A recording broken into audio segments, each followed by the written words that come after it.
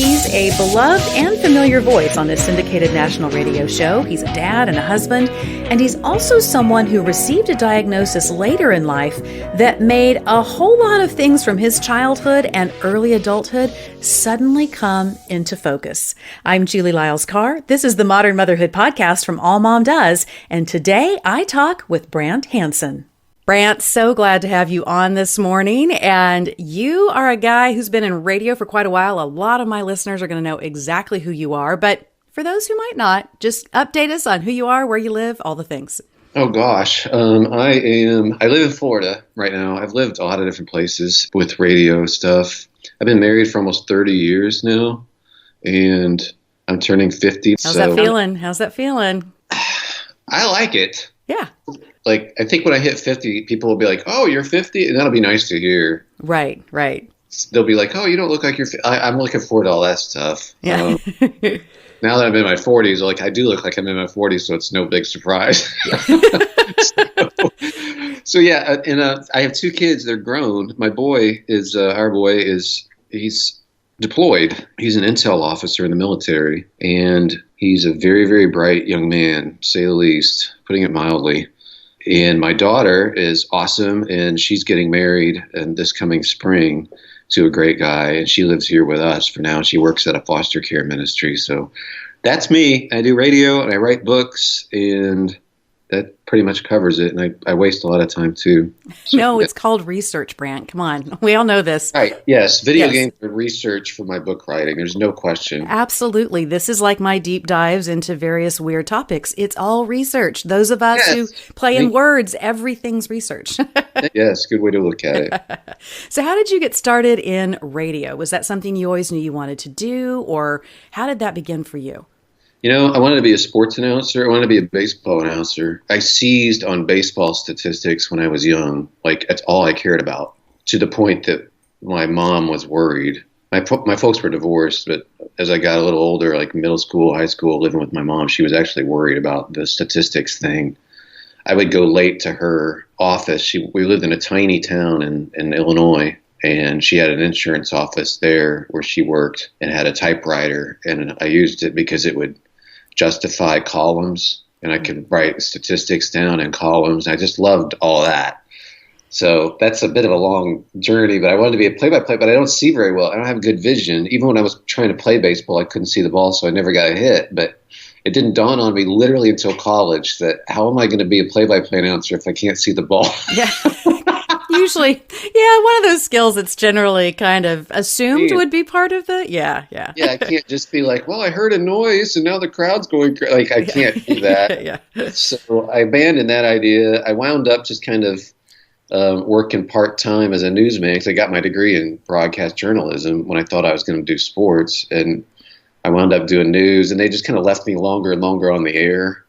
And I was always quirky and odd, and so they were kind of like, this guy's interesting, he's strange. And I never intended to be on by myself or be the lead part of a show, but that's the way it worked out. It was never my decision. It just kept happening. And so it's God's blessed it. And so now we're on a couple hundred stations. It's very strange and wonderful.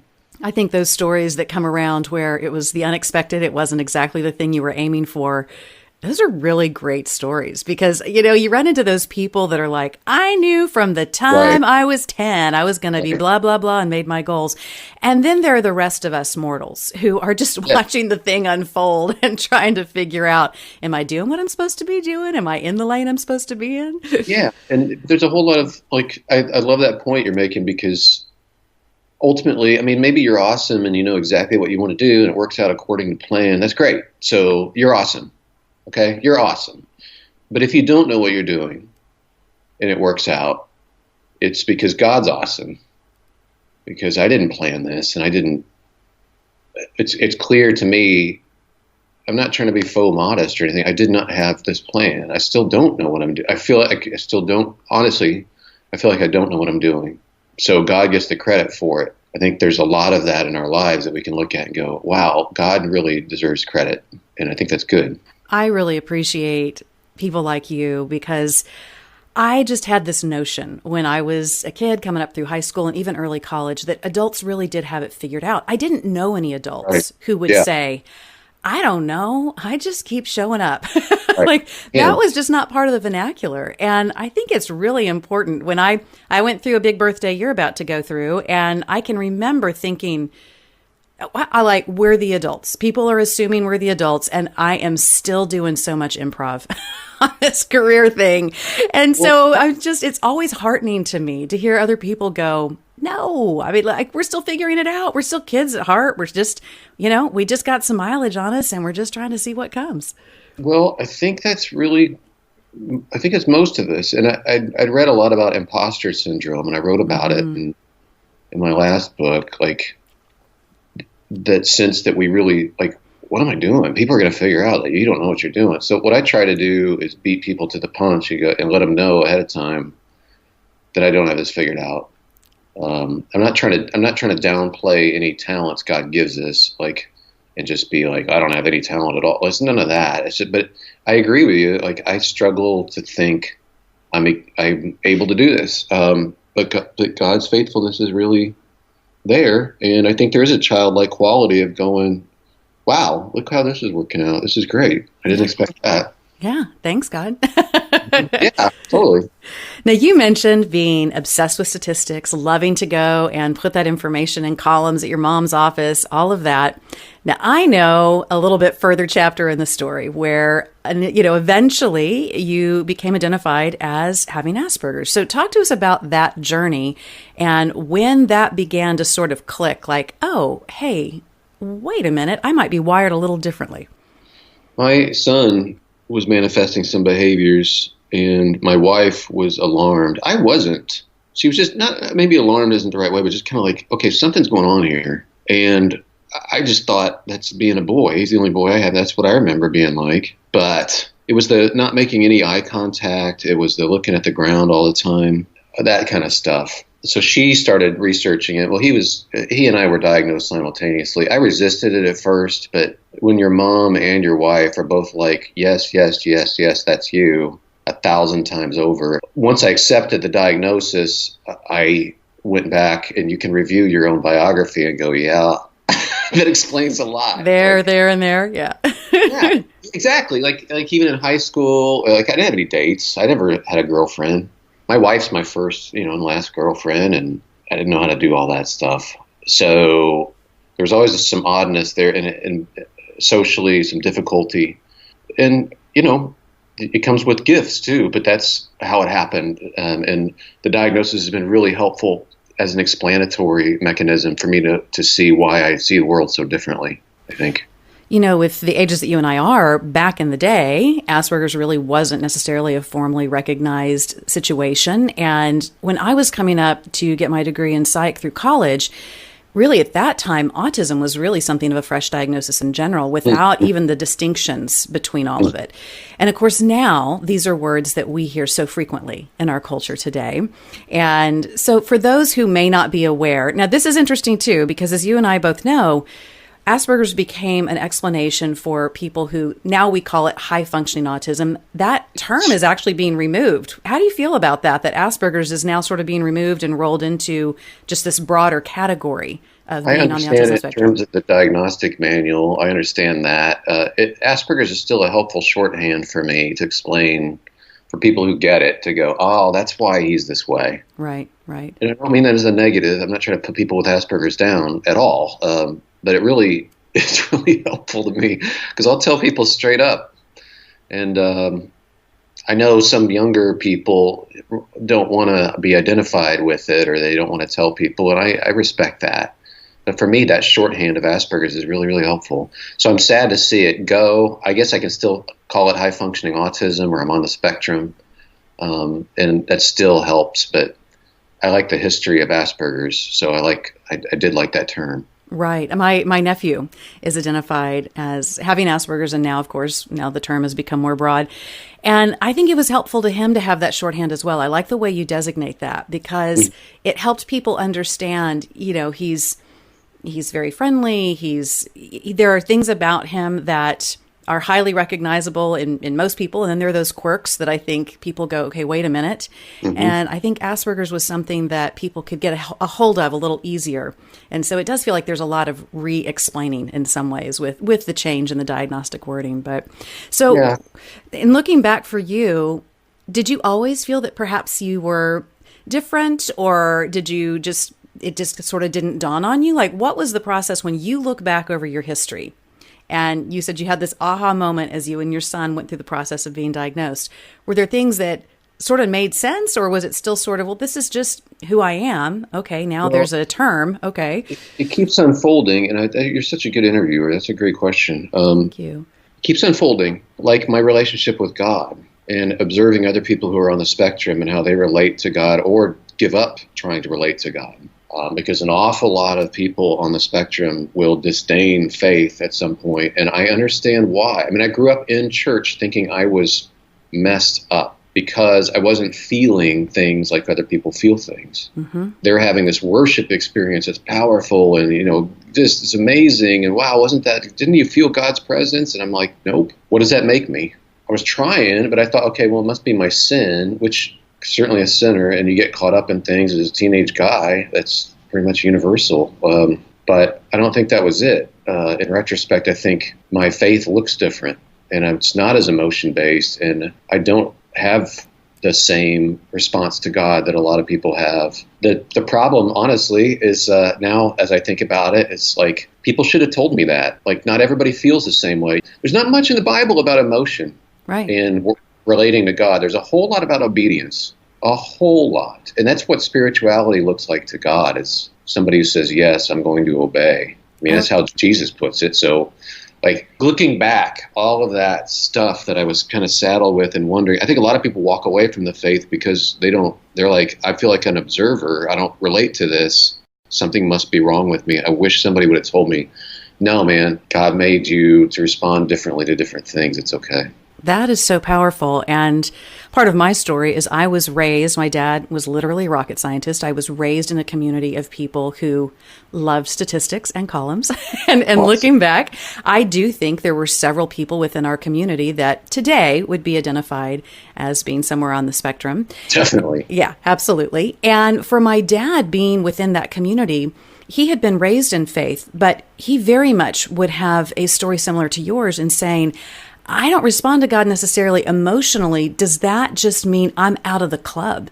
Right. And there were people in his world who, within the rocket science community, who I don't think they were closed off to relationship with God. I think in a way, this is going to sound strange because when we think of emotion, we think of something expansive, but there's also something restrictive that comes when we insist that people experience God the way that perhaps we do it. And, I think that there is a whole community. My dad ultimately went on, really wrestled his faith out, came all the way back around, and it was through math that he really found the Lord again, through the incredible math of this universe. And he went on to have the most interesting, Brant, it was the most interesting small group of guys that he met with. And it was not an emotion-based thing, and it was still completely valid. So how do we get past some of these things that we put in place? It's almost like a fresh legalism in my mind, when people aren't emoting and responding in contemporary worship the way that we think they should. We can be so assumptive that they're not actually encountering the presence of God. Well, it makes you feel like, that I'm missing something. I must have done something wrong. I asked a question. This prompted my last book. So this last book that I wrote, called Blessed Are the Misfits, is for people like that who don't feel it. And I actually wrote a whole chapter about Aspergers and why Jesus should be exactly what you want as an Aspie. I wrote that because it is really good news if someone communicates to you that actually this emotion thing is secondary or tertiary at best. Like Jesus says, like, a man who hears my words and obeys is like a man who builds his house on the rock. But if you hear my word and you don't obey, you're building on the same. Well, he's not like a man who senses my presence is like someone who, it's not about sensing stuff. So can we welcome people into the fold? I think it's such an inviting thing for people like your dad to communicate that to other people too, to have the strength of character to say, you know what, I don't feel God's presence here, but you know what? It doesn't change whether God's here or not. He's here whether I feel him or not. And the fact is, even if somebody is a more emotional person, maybe they're not on the spectrum, you still go through emotional highs and lows. God didn't change. Maybe you didn't get a nap. Maybe you're not eating right. Maybe you didn't exercise. Maybe you did. Maybe you're feeling up now, down. Maybe the song went into a fourth chorus and that gave you chills. Maybe it didn't. But God's presence did not depend on your goosebumps or lack of them. Like, he's better than that. So I want people to know that, especially people who are on the spectrum. And we've got to be telling this story more. So how I feel about it, obviously I'm wound up about it, but just to welcome people into the kingdom instead of saying this is what Christianity looks like. You have to have this stage. You have to have these emotions. You have to have lighting.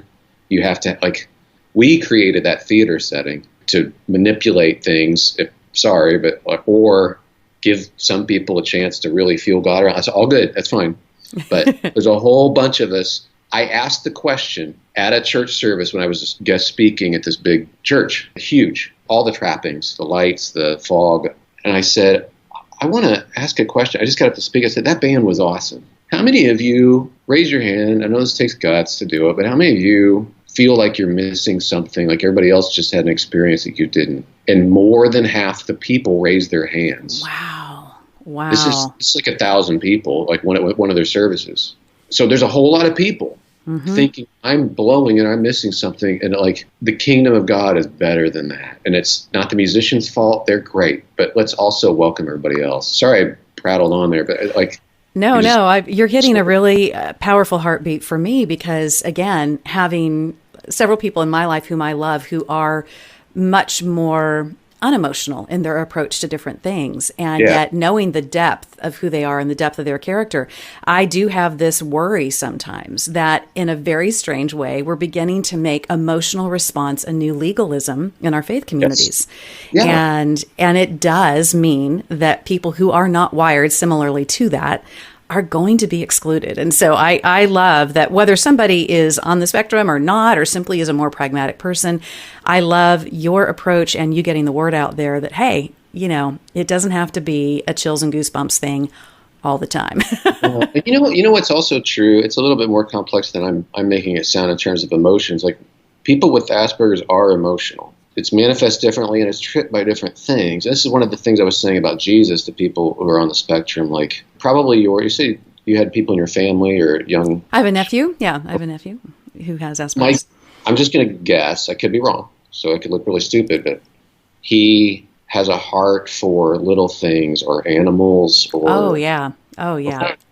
So we have a special connection to little vulnerable things. And I get emotional talking about it. Like, still as an adult, I make it a joke on the air, but I talk a lot about animals and little animals and stuff, but that's really me. And also vulnerable children. So I don't get paid by the stations. I work for an outfit called Cure. Well, they have hospitals around the world that are for little kids with disabilities that are considered cursed. And these are just broken little things with their bodies, and that is close to my heart. My son, this brilliant intel officer, his plan is, as soon as he's done with this military service, he got, I don't brag on him too much, but he went to Berkeley, got a couple degrees, top student in his department at Cal Berkeley, Russian literature, linguistics. As one does, Russian literature, as one does. Of course, as you do. That's amazing. But he went ahead and took the MCAT, and I'm going to brag on him. Like, he got top 1% on the MCAT for medical school. He wasn't a science major. You got to understand. He's a Tolkien scholar, C.S. Lewis scholar, speaks Russian fluently, took all these courses like Old Norse, Attic Greek, like every language. So he's on the spectrum. His plan is to become a neurosurgeon for Cure so that he can heal these kids. You don't see him get emotional, but it's deep down there. So this first-class, world-class intellect, his goal, I've taken him into the operating rooms at these hospitals around the world, and he'll stay in there for 8 hours observing, studying the procedures. Like, he wants to save little babies. Right. And Brant, in my world, it feels like some of the deepest passions I know are the quiet ones that people carry, and simply through their daily disciplines, the things they pursue, the consistency they bring, those are the kind of passions that sustain and create tremendous change. It's easy for a lot of us to jump in and get real passionate about, the Amazon rainforest or the plastics in the ocean, and that's on our radar for, 4 days, and then It's over.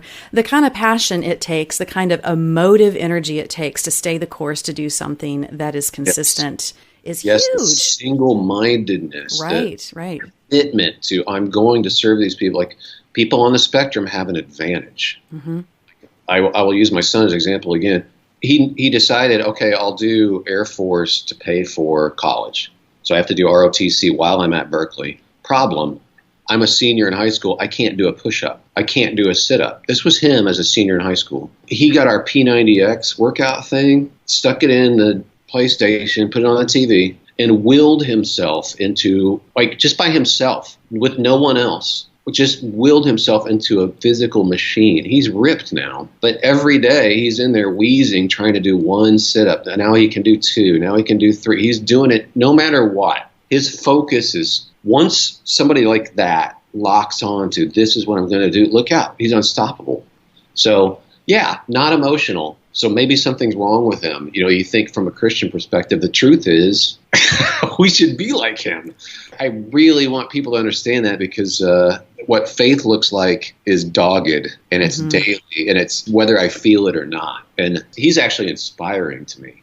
That's amazing, because our faith journeys are marathons. They really are. And it's hard, you know, the mind of a distance athlete is something that is profound, and it is something that also I think we need to adopt within our understanding of our faith walks, because, man, you know, a great conference or kumbaya at camp is great. That's awesome. But what's going to carry you in the traffic jam and the mean boss on Mondays?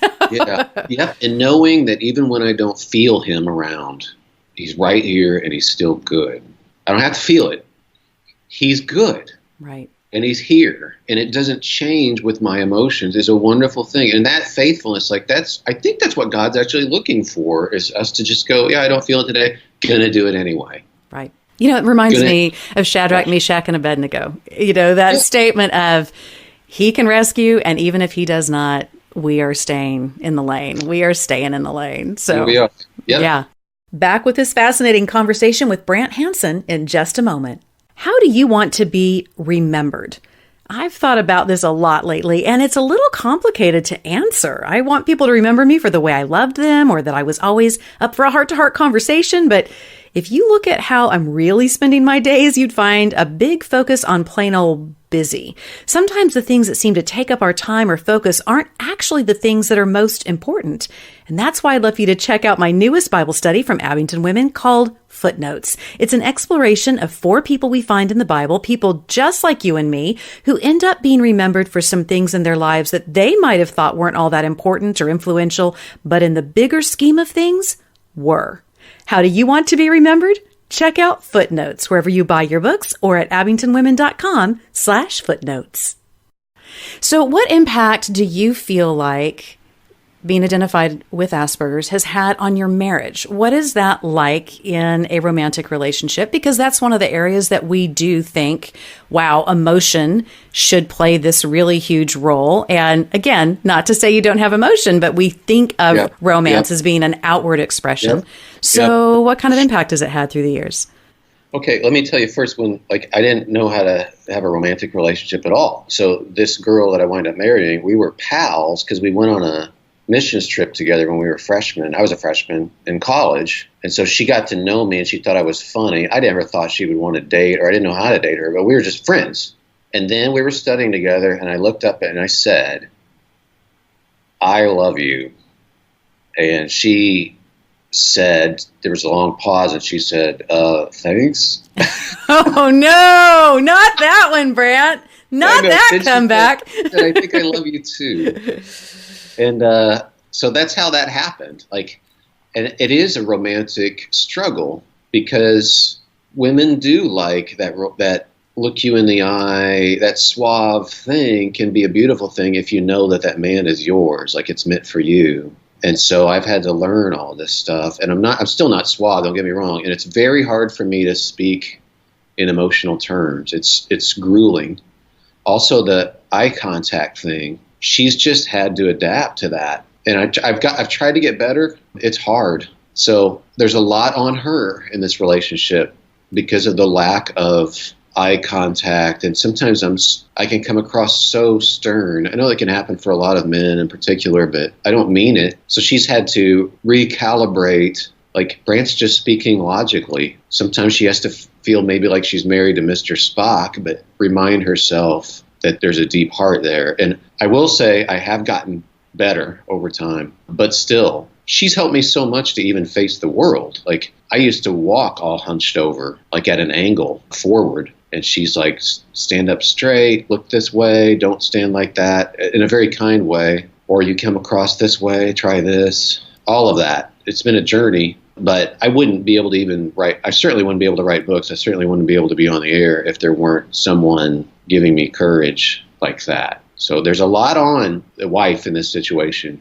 I feel like, too, I have to change. I can't just say, well, I have Aspergers, too bad. This is who I am. Too bad. No. I've married a human female, and I love her. Therefore, I'm going to soften, and I'm going to try to make more eye contact. It's always a process. This is beautiful to me, that you're open to the coaching. Yeah. You know, I think a lot of times in relationships, pride gets involved, or a sense of, are you telling me I'm doing the relationship thing wrong? I mean, you know, all of those factors come into play. And so I'm hearing what I think is just gorgeous, that you're willing to trust her and know that she's on your team and receive that coaching. That's really powerful. Yeah, it's hard. I mean, there are times I don't receive it well, but then I absorb it later. Even the diagnosis, resist, gradually accept, and then embrace. Like, she's right. I think this is incumbent on every Christian, anybody who's a follower of Jesus. We have to be constantly changing, because a lot of people, what we do is we like, well, you know, my childhood's my formative period. This is who I am now. And we just write it out until the end. It's like, if you're humble, your childhood is not your only formative period. Childhood is formative for a lot of biological reasons, but also there's a humility there that goes with that, where it's like, oh, I can learn this, I can do that, I can like. If I'm going to be childlike, approaching God as a child, I have to still be formed. I can't say, this is who I am, too bad, you don't like it, well, you know, I'm just blunt. Well, I am blunt, but I can also learn to get better. The bluntness, the honesty can help on the air. It can help keep people's attention. People aren't used to it. I've learned that. It's actually an asset on the radio, but I can't just be like, well, that's just who I am, so too bad. I think that willingness to always be in growth mode is exceptional. I think that is a word for all of us. And I'm curious for you at this time, because really, and I wish I had a better stat to put my hat on this, but you know, I think it's fair to say there is a generation of people who most likely have never been diagnosed, who just, you know, didn't catch the wave of what now, you know, some people have a concern that we're in overdiagnosis mode when it comes to the spectrum. So give a word to those folks who either are living with someone, who are married to someone, that they're like, wow, some of the stuff he's talking about is making me go, wait a minute, or are listening to this saying, that might just be me. And they've been resisting that pursuit of understanding how they were wired. What's an encouragement to them? Yeah, I think it is helpful just as a diagnostic to look at yourself. And honestly, it's helped me cut myself some slack. I have always thought I was a failure. I mean, deep failure from age 4 on. I would just break down, like, what have I done with my life? I was 7 years old. I had a breakdown with my mom. Like, I have wasted my life. What have I done? Nothing. Oh, she's the like, classic 7-year-old midlife crisis. Yeah. Exactly. I have felt that way. And you know what's funny? Like, just reading about the Asperger's diagnosis, it's interesting because it said a lot of people with Asperger's feel haunted by the specter of failure. Like, it's 10 feet behind them all the time. I just used that as an example of, that was really helpful for me to hear. Okay, so that's me. For some reason, it takes a weight off, and I can go, okay, yeah, but it's not reality. It's just like, that's a thing that's there, but I'm not actually a failure, you know? So I still have to fight that off, but I fight it off with the truth. And I think ultimately the truth is the goal here. Like, so it is good to embrace who you are in truth and then go from there. It's very helpful to me as an explanatory function, again, over a lot of heartache from earlier in life. And so I encourage that. And then to go forward with a marriage or with relationships in light of the fact that, hey, this is how I come across to people. Maybe it's not okay. Maybe it is. but I can change, and I can also understand this is who I am, and that's why I feel that way, or since I'm this way. Wow. Power-packed wisdom coming through. I so appreciate, Brant, your honesty, your genuineness about your journey and what it has all meant. Well, Brant Hansen, what a delight. Thank you so much for being on today. Same here. Check out the show notes for this episode for all the places you can connect with Brant and where you can tune in your area to hear him. Come say hi to me on Instagram. That's where I tend to hang out the most. I'm Julie Lyles Carr over on the Grams. Rebecca, our content coordinator, and Donna, our producer, a huge thank you for getting the podcast out each and every week. And hey, go check out All Mom Does, both the website, allmomdoes.com, and on the socials. You'll find a community there that will be such an encouragement to you and where you can be a great encouragement to others. And be sure and subscribe and share the podcast and leave a 5-star rating and review, and you might just hear your review on an upcoming episode. I'll see you next time on the Modern Motherhood Podcast.